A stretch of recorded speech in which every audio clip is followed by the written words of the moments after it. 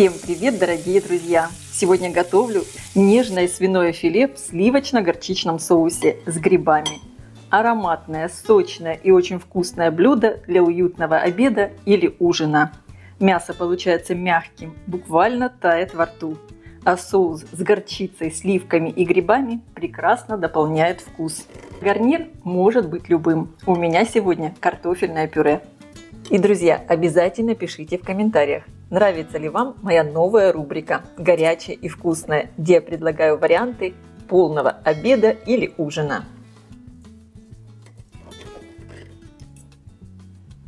Для рецепта мне понадобится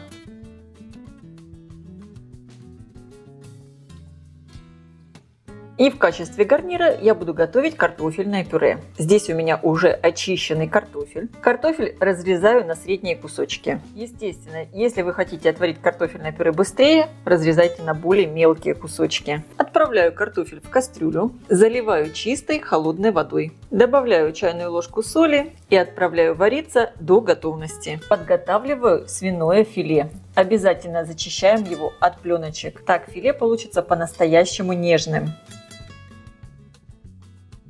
И сейчас свиное филе разрезаю на кусочки. Я делаю кусочки такими довольно толстенькими, потому что само филе у меня тонкое. Вот примерно такие кусочки. Немножко вот так вот прижимаю. Мясо солю и перчу с двух сторон. Немного все вот таким образом втираем сверху, переворачиваем и повторяем то же самое. Вообще обычно для такого блюда вот эти вот хвостики, которые остаются в вырезке в конце, их уже не используют для медальонов, а их можно оставить в качестве обрезков и потом из них сделать фарш. Но я добавлю все кусочки, так как у меня вырезка сама небольшого размера. Разогреваю сковородку, наливаю небольшое количество растительного масла. Выкладываю кусочки свинины на разогретую сковородку и обжариваю примерно по 2 минуты с каждой стороны до такой красивой румяной корочки. Так мясо будет намного сочнее и вкуснее.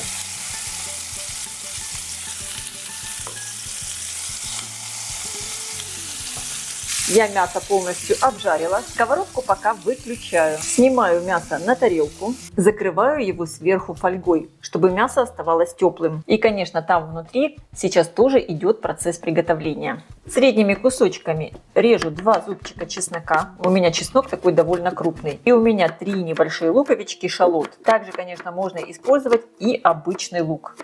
Включаю разогреваться сковородку, на которой я обжаривала мясо. Добавляю еще немного растительного масла и небольшой кусочек сливочного. Отправляю обжариваться чеснок. Обжариваю примерно полминуты до появления аромата. И теперь добавляю лук. Обжариваем лук до легкого золотистого цвета. И пока обжаривается лук, я быстро режу грибы. Я использую сегодня для рецепта вот такие небольшие устричные грибы. Или их еще называют королевская вешенка. К этому блюду также прекрасно подойдут и шампиньоны. Грибы я режу такими довольно крупными пластинками. Добавляю их к обжаренному луку и также жарю до легкого золотистого цвета на среднем огне. Я очень люблю именно вот эти устричные грибы или королевскую вешенку, так как они не дают слишком много влаги. Грибочки обжарились. Добавляю в сковородку 1 чайную ложку сушеного чеснока, пол чайной ложки паприки. Перемешиваю. Вливаю немного воды. Огонь делаю тише. Вливаю сюда сливки. Я использую 20% сливки. Можно использовать и более жирные. Перемешиваю. Добавляю чайную ложку дижонской горчицы. Также по вкусу добавляю немного черного перца и соль. Делаю огонь совсем небольшим. Смотрите по густоте соуса. Возможно, вам понадобится добавить чуть больше воды. Соус получается очень красивый и вкусный.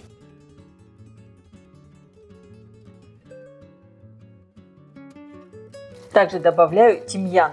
обрываю только листики. Если у вас нет свежего тимьяна, можно добавить и сушеный, примерно 1 чайную ложку. Добавляю еще немного воды. Всего у меня ушло 100 мл. И соус готов. Сейчас в него надо выложить кусочки мяса, свиные медальоны.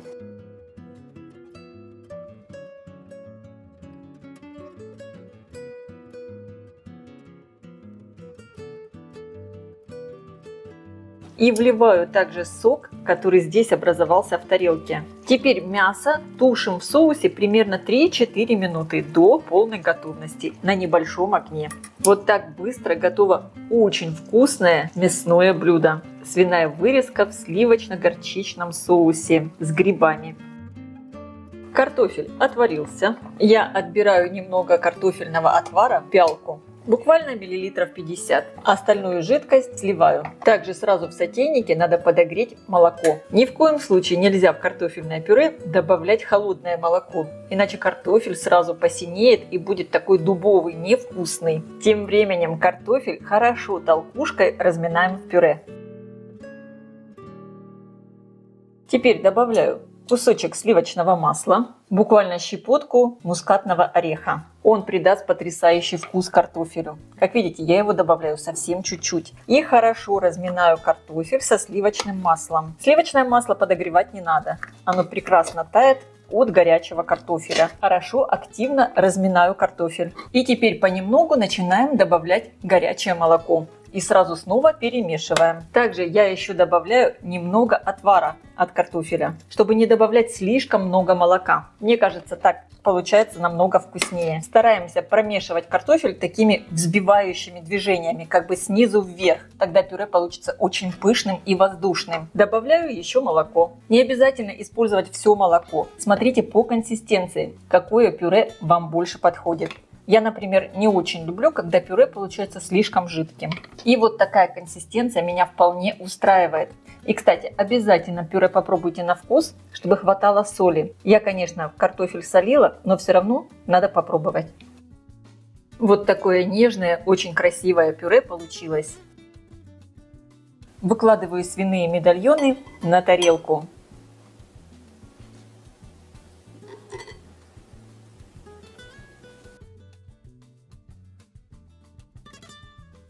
Конечно, поливаю все грибным соусом.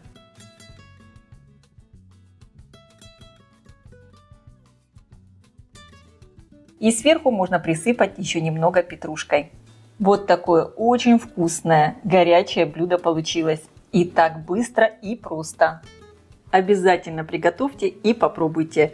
А я желаю всем приятного просмотра и приятного аппетита. Если видео вам понравилось, ставьте лайки, пишите комментарии.